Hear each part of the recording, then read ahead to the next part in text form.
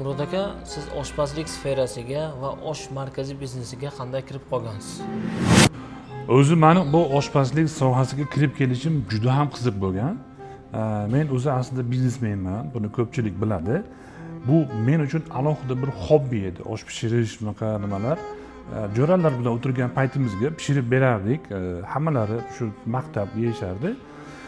Keyin bir to'xta dedim. Men o'zim bu sohaga ham bitta o'zimni tekshirib ko'ray dedim. Va katta ustozimni oldilariga bordim. Shu o'rgandik, shu sohani yaxshiroq mukammal qildik qo'ldan kelgancha endi. Va yaxshi niyat bilan shu mana joylarimizni ochib, asta-sekinlik bilan xalqni ko'nglidan joylayapmiz. Murod aka, qisqa vaqt ichida shunaqa katta natijaga erishishning sababi nimada? Buning sababini keyingi videoda batafsil sizlarga tushuntirib beraman.